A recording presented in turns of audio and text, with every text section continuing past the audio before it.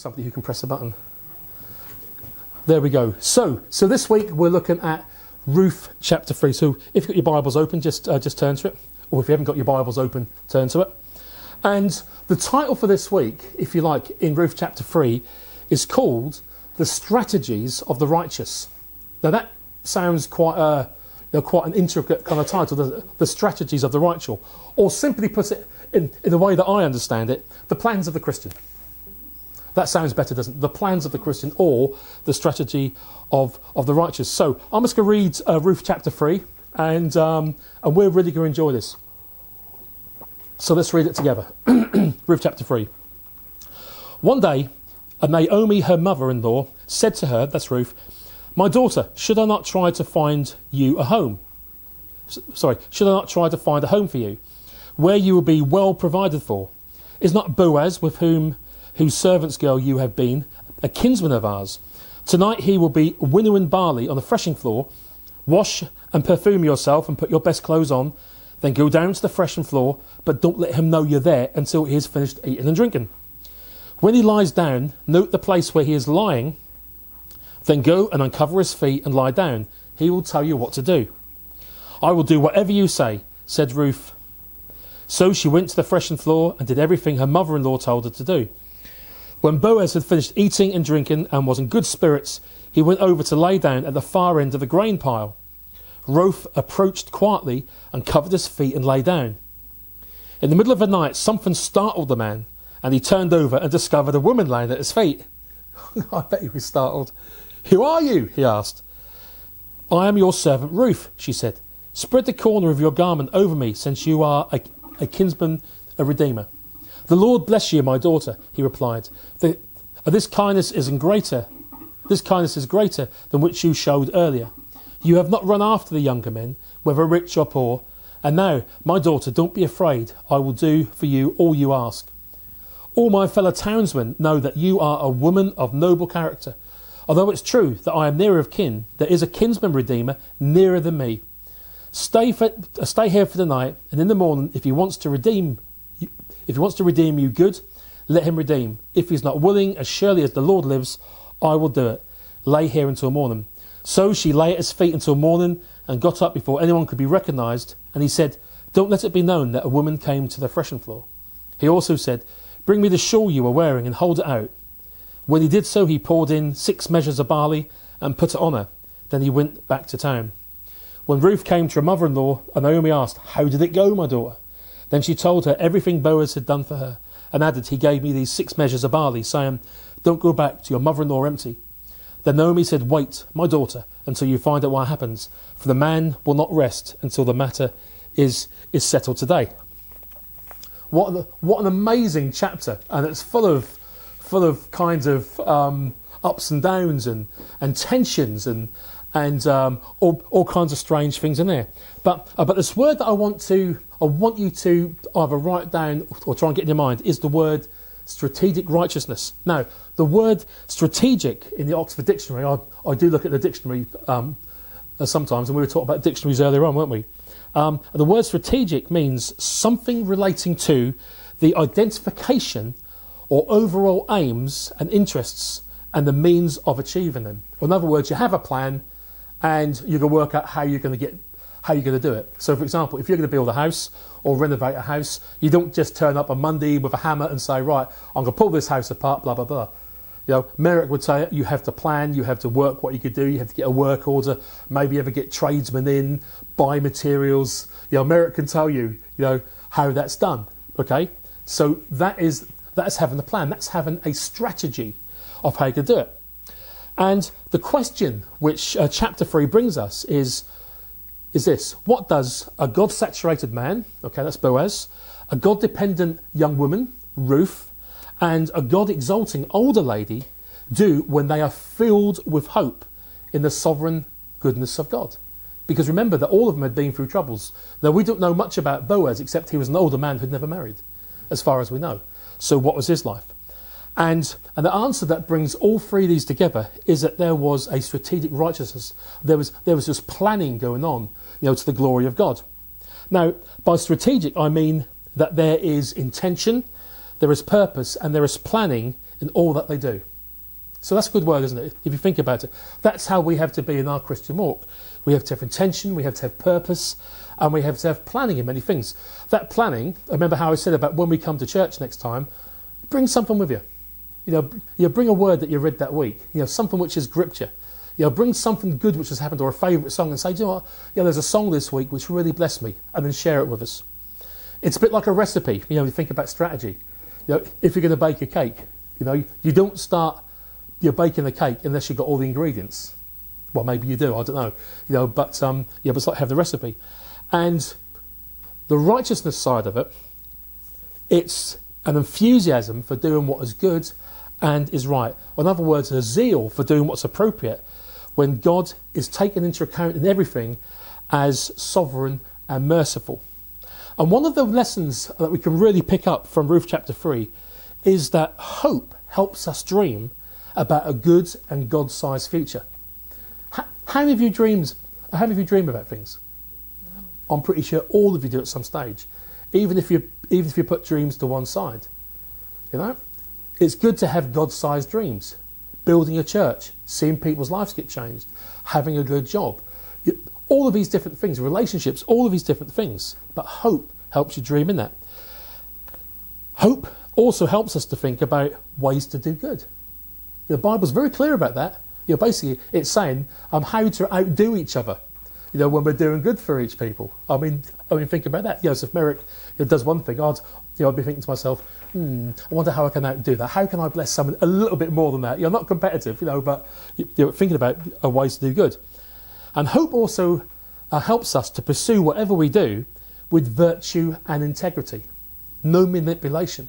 I've known people in the past who try to manipulate events so they can get God to work. Oh, if I just do this, maybe God will do this. Hang on, that's God. He just doesn't, God doesn't sit there and think, well, I don't know what to do. I'll just ask somebody to give me a hand with this. That isn't how it works.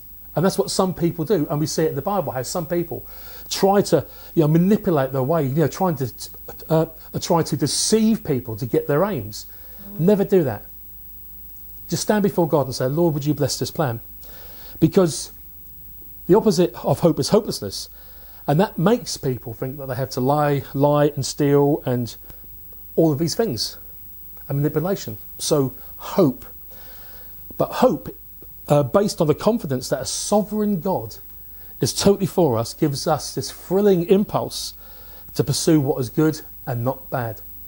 So when God raises up hope inside you, whether it's hope for a family, hope for that job, hope for education, hope for whatever it is, hope to share hope with other people, because it's after God's heart, He will always bless that. So what we do is we're going to look, first of all, at Naomi's strategy or her plan.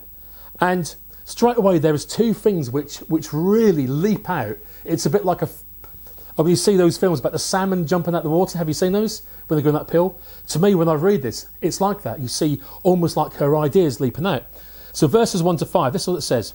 One day, Naomi, her mother-in-law, said to her, my daughter. And I love the way that she doesn't say, oh, my daughter-in-law. No, she says, my daughter. She's got that affection for her. Should I not try to find a home for you where you will be well provided for?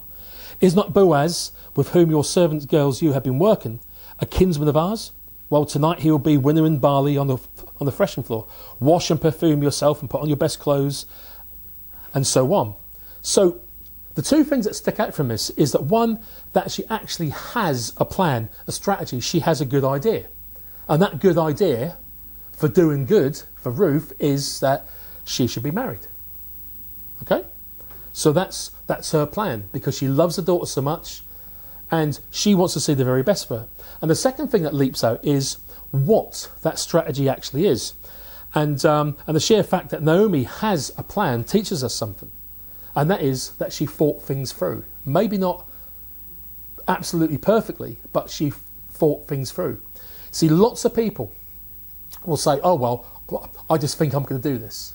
I always say, plan. Plan. Even when it comes to spiritual things, say, plan. How can I achieve this? How can I sort this out? Because if not, you can end up, you're kind of drifting around a little bit, because things don't always go well. If you have a word from God, if you really feel God's flavour on something and God's hope, when things do get tough, you can say, well, actually, God said this. And that's important, to have that word from the Lord. You see, often people who feel like victims or have been victims in reality, and it's probably all of us at some stage in life, we've either felt we've been hard done by, or perhaps we have been victims of stuff. Often we don't make plans. I know when I've been in dark places, when I've been in difficult places, it just seems that I can't see past the front door. And you think, oh my word, there's no hope. There's no plans, you can't do it.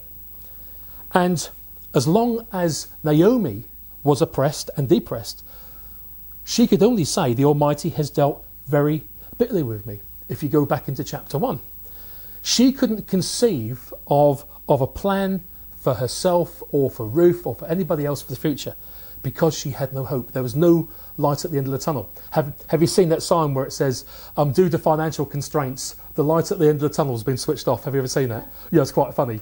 It's been turned off. And that was how she felt at one stage, before the plan came in. And of course, one of the terrible effects of depression, and she was depressed. This is a real, true life account.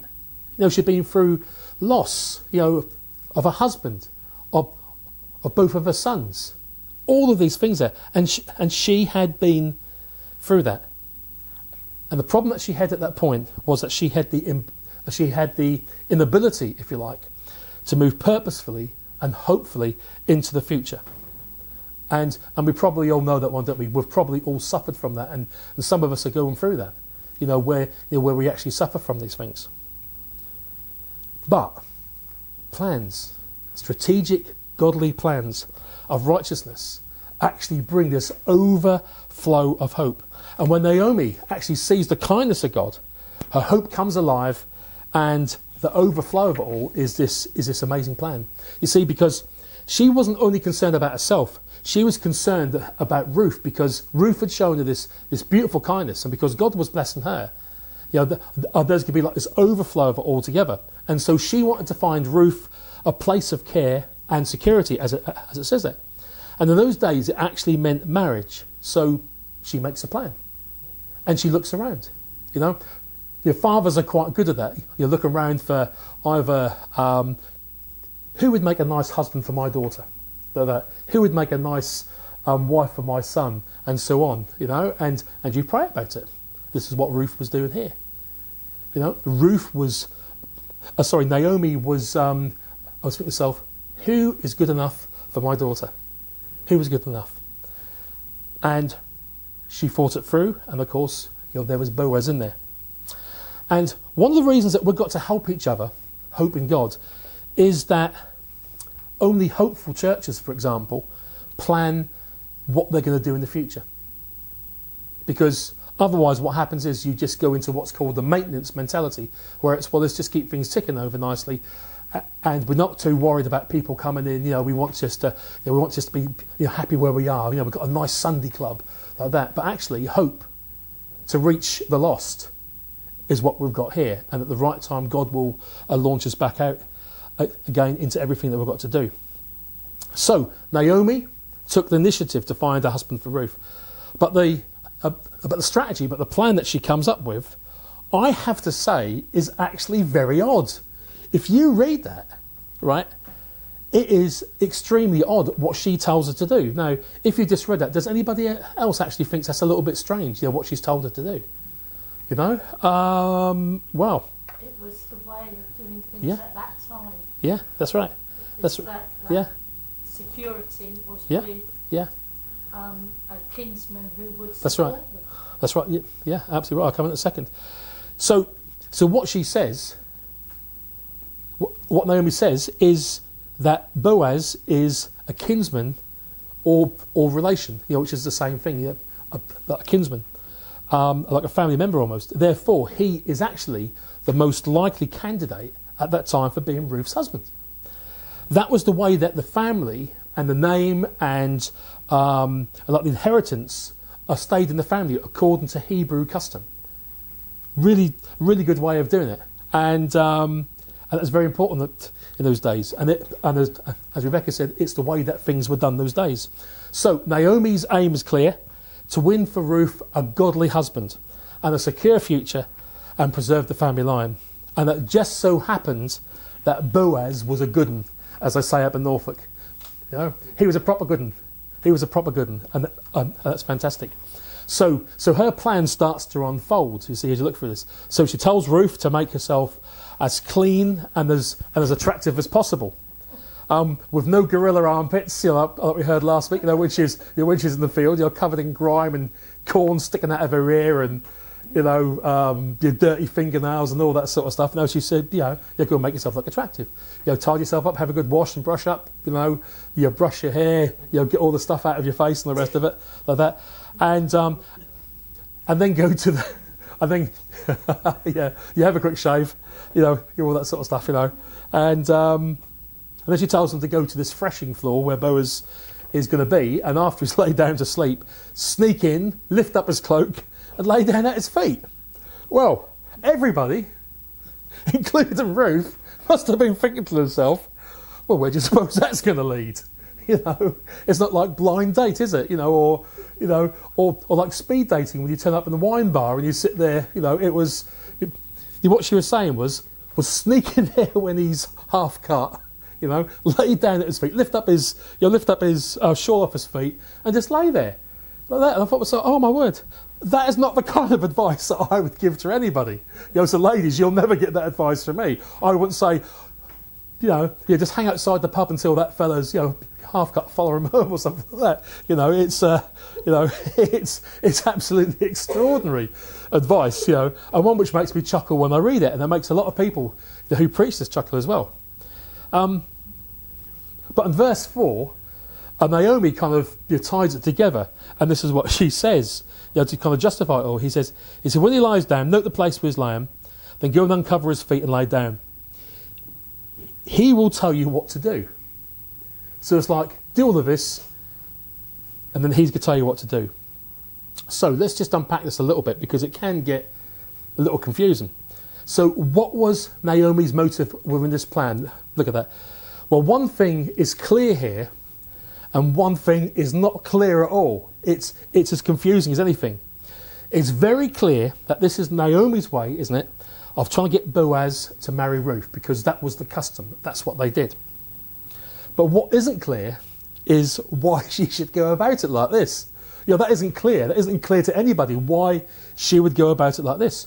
You see, so for example, why not just have a conversation with Boaz after work instead of this highly suggestive and risky midnight manoeuvre? Why not just after work, collar Boaz and say, oi, Bo, I'd like to have a little chat with you. Here's Ruth. We're related, kinsman redeemer, blah, blah, blah, blah, blah. She's a smashing girl, she's got a great smile, she loves you to bits, what do you reckon, right? You could have done that. But instead, she kind of chose this risky midnight manoeuvre. So and this is the other thing you've got to think about, we look at Scripture, was Naomi indifferent to the possibility that Boaz might drive Ruth away in moral indignation?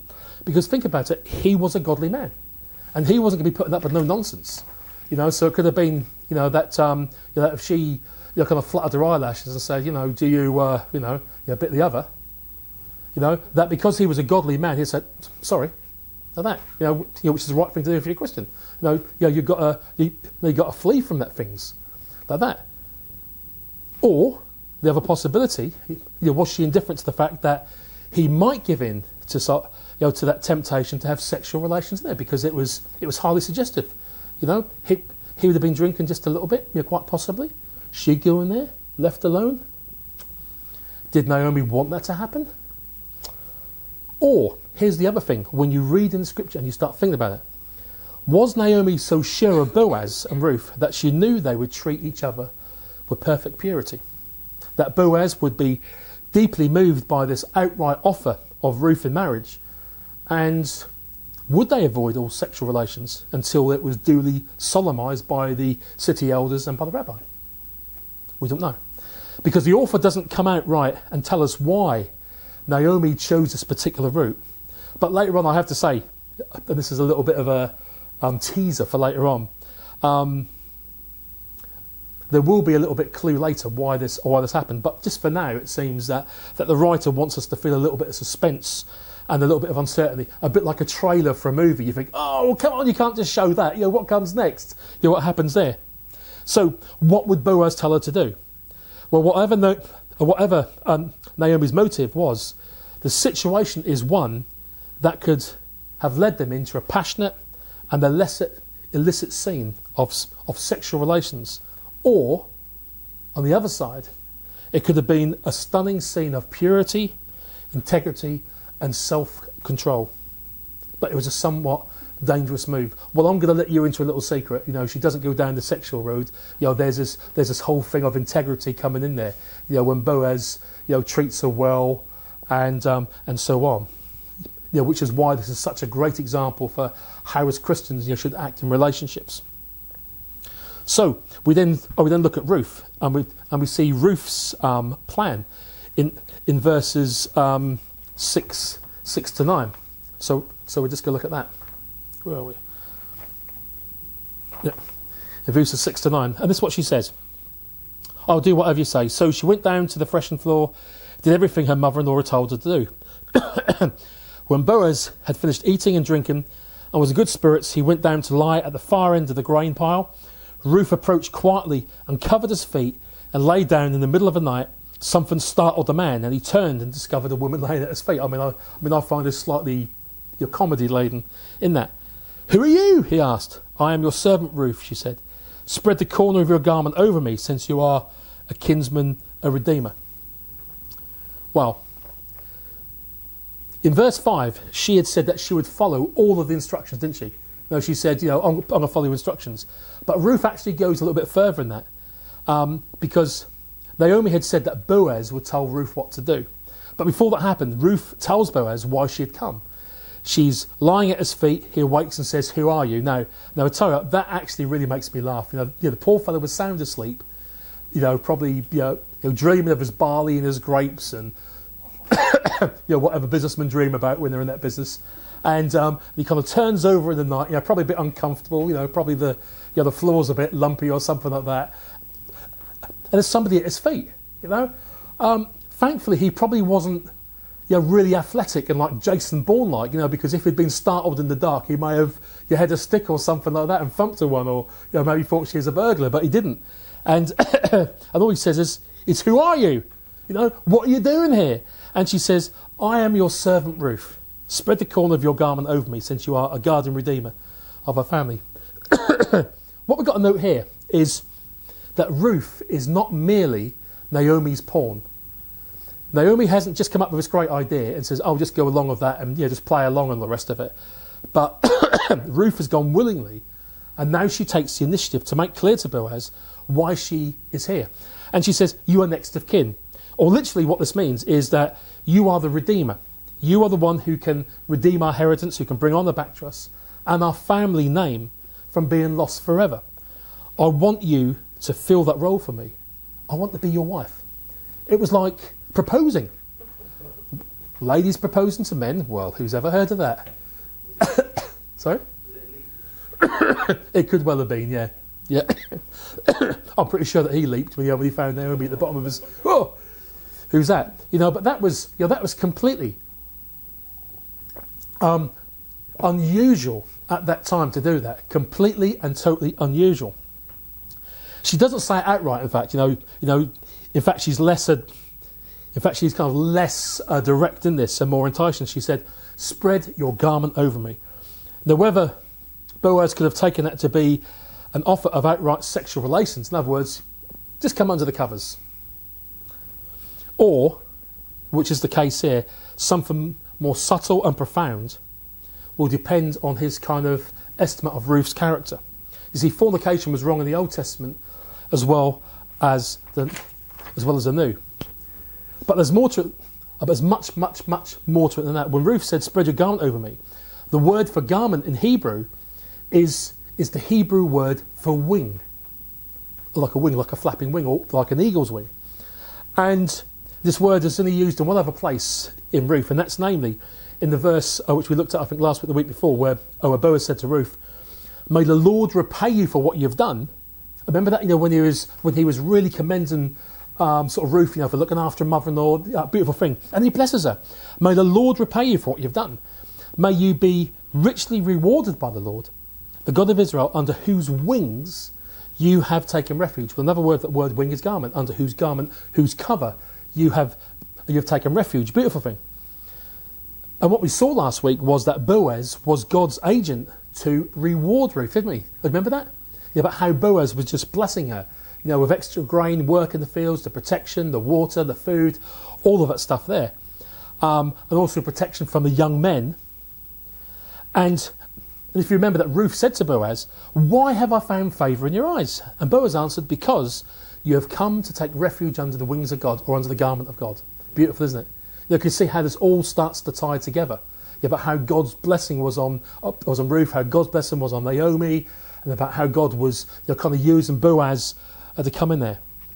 And so, here's what I think is going on in chapter 3, right? Because we're probably going to sort of finish around this around this mark, because there's some really exciting piece which we'll do next time about how Boaz reacts in such a godly way that us fellas, in fact all of us, need to take note of this in our dealings with each other. So this is what I think is going on in chapter 3. Ruth has told Naomi about those words of Boaz, and they become convinced that they're laden with subtle, loving intentions. Think about that. And what Boaz really means, when he was speaking before, because you take refuge under the wings of God, you are the kind of woman I want to share my life with. That's what he was really saying, when he was bringing all of that blessing onto her. There was just something about her which was winsome. I think that's the word, isn't it? That's quite an old word. There's a winsomeness about somebody.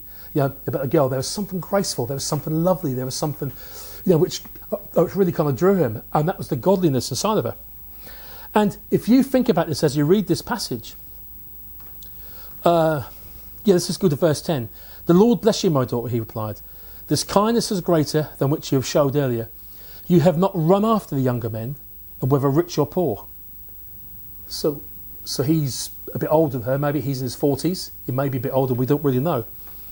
And it's not that easy for an older man to express his love to a younger woman.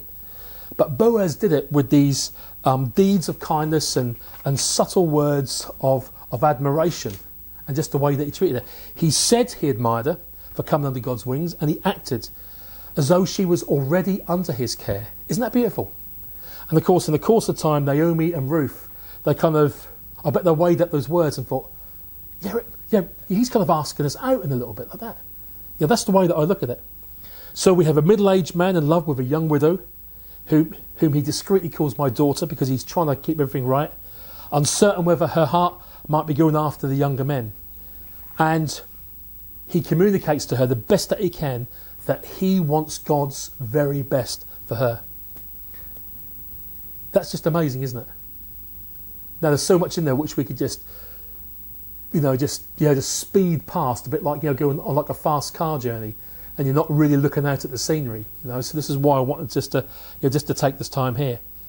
And what's amazing in this, that as you read through, and I want to encourage you in the next couple of weeks, just to read through just keep reading through. Get your own flavour of this, because I once heard somebody preach and say, that maybe Ruth was a bit of a loose woman. Maybe her mother-in-law was a bit of a flirt.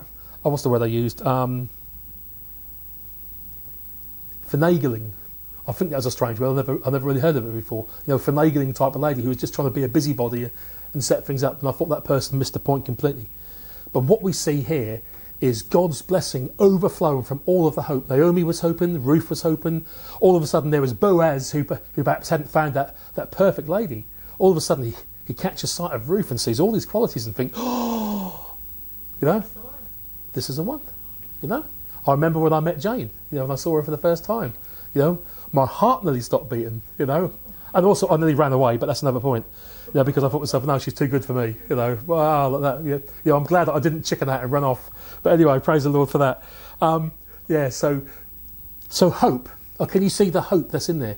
In all of his life, Naomi had no hope, Ruth had no hope, Boaz had no hope. Then all of a sudden, when God starts working, Naomi bursts forth in hope. Ruth is hopeful. And Boaz, well, you can see about him next time in a couple of weeks.